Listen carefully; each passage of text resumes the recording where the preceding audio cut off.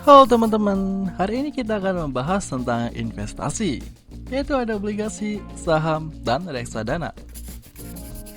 Istilah-istilah penting dalam investasi. Agar makin paham, yuk kenali beberapa istilah dasar dalam investasi. Ada investor, yaitu orang yang menanamkan uangnya dalam investasi. Kedua, ada modal, uang yang digunakan untuk berinvestasi. Selanjutnya ada bunga, yaitu imbalan yang diberikan dalam obligasi atau tabungan. Dividen adalah bagian dari keuntungan perusahaan yang dibagikan kepada pemegang saham. Jangan khawatir, penjelasannya akan super mudah, pakai analogi sederhana supaya semua bisa paham. Apa itu investasi? Investasi itu seperti menanam pohon. Kalau kita menanam pohon hari ini, kita tidak bisa langsung menikmati buahnya besok. Tapi kalau kita sabar dan merawatnya dengan baik, di masa depan kita bisa memetik hasilnya. Nah, investasi itu adalah cara kita menyimpan uang agar berkembang dan bisa memberikan keuntungan di masa depan.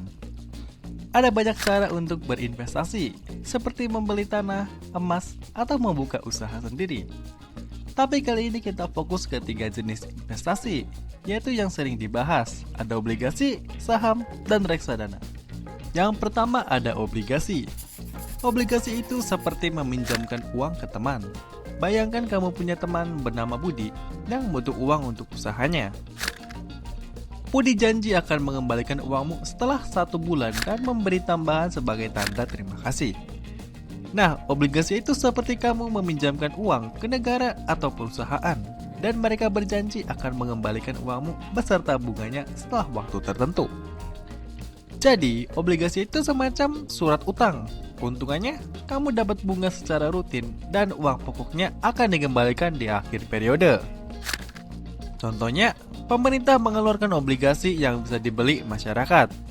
Setiap bulan, pemerintah akan membayar bunga kepada pemegang obligasi.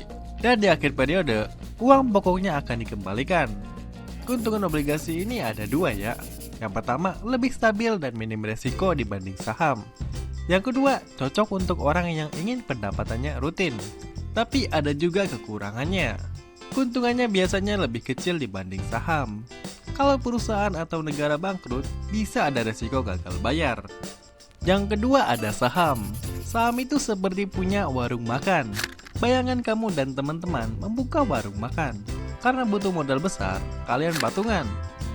Setelah usaha berjalan, kalau warung untung, kalian juga dapat untung. Tapi kalau rugi, ya harus siap menanggung kerugiannya.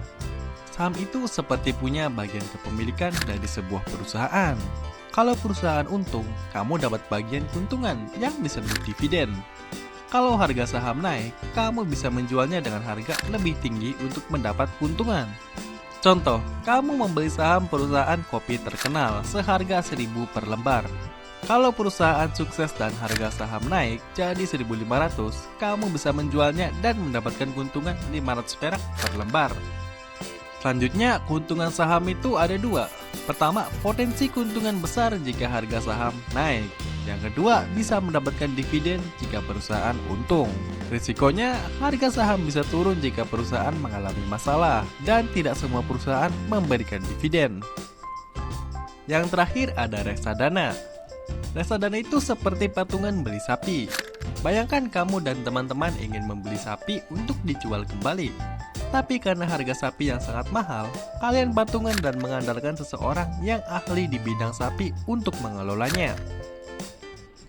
Ketika sapi dijual dengan harga lebih tinggi, kalian semua mendapat bagian keuntungan. Nah, reksadana mirip seperti itu. Reksadana adalah kumpulan dana dari banyak investor yang dikelola oleh manajer investasi. Mereka akan menginvestasikan uang tersebut ke berbagai aset seperti saham, obligasi, atau campuran keduanya. Contohnya, kamu ingin berinvestasi tapi tidak punya banyak waktu untuk menganalisis saham atau obligasi. Dengan reksadana, uangmu akan dikelola oleh profesional yang menginvestasikannya ke berbagai instrumen keuangan. Keuntungan reksadana ada 3. Yang pertama, dikelola oleh profesional, jadi cocok bagi pemula. Yang kedua, modal awal kecil, bisa mulai dari 10.000. Yang ketiga, resikonya lebih terdiversifikasi karena dana diinvestasikan ke banyak aset. Kekurangan reksadana ada 2. Ada biaya pengelolaan dan keuntungannya tidak selalu besar karena tergantung kinerja manajer investasi. Kesimpulannya, obligasi itu seperti meminjamkan uang ke teman dan mendapat bunga. Kalau saham seperti punya warung makan sendiri, bisa untung besar tapi juga bisa rugi. Reksadana seperti patungan beli sapi, uangnya dikelola oleh orang yang ahli. Investasi itu penting untuk masa depan, tapi kita juga harus paham risikonya. Selalu pelajari sebelum mulai berinvestasi agar tidak salah langkah. Jadi, sudah siap mulai berinvestasi? Semoga ilmu ini bermanfaat dan bisa mencerdaskan bangsa. Sampai jumpa di video selanjutnya.